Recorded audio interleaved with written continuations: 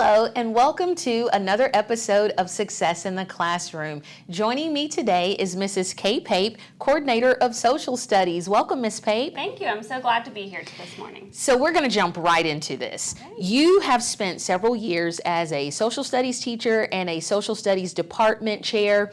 What has been and maybe continues to be the most rewarding part about teaching social studies? The most rewarding thing about teaching social studies is seeing kids get excited about social studies, whether they're making volcanoes and learning about Mount Vesuvius and Pompeii, or they're learning how to sign the preamble in American Sign Language.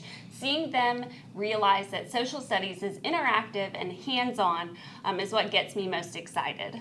That is so awesome. Now, we know that the state of Florida requires certain instruction related to social studies standards.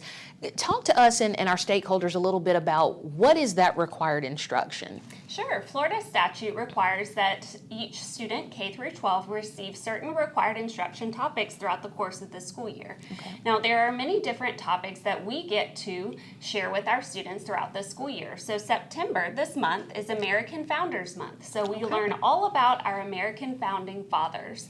We also have Constitution Day, where we learn about America's Constitution, and then celebrate Freedom Week, which is really when we look at what it means to be an American and how we gained that freedom. We also have other events like Hispanic Heritage, Black History, Women's History, and learning about the history of our great state of Florida. Awesome, awesome.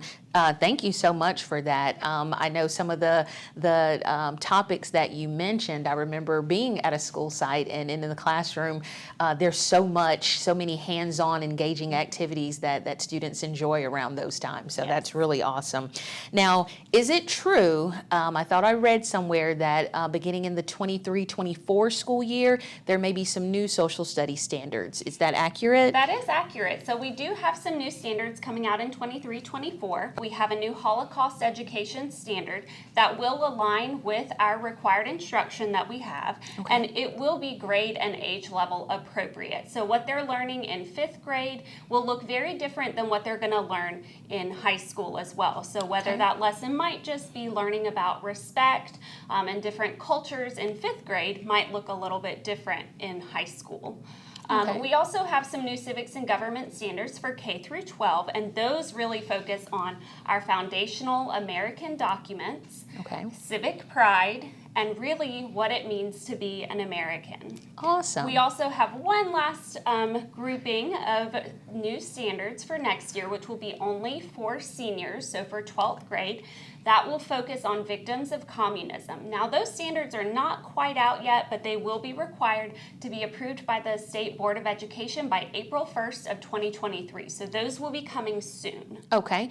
And when this information is approved by the state DOE, I know there will probably be some conversation with our local school board, so stakeholders, be on the lookout for that information. And now, Ms. Pape, if parents or even educators in our great district here have questions or concerns regarding social studies, how can they connect with you? They can connect with me by phone or by email. Okay. Either option is fine, and I'm so happy to talk to any of our stakeholders at any time about social studies within our district and our state. Wonderful. Well, folks, you heard it here. Social studies is happening in Santa Rosa District Schools, and we are so proud of what's coming ahead. Thank you so much, Ms. Pape, for joining us today, and we'll see you next time on Success in the Classroom.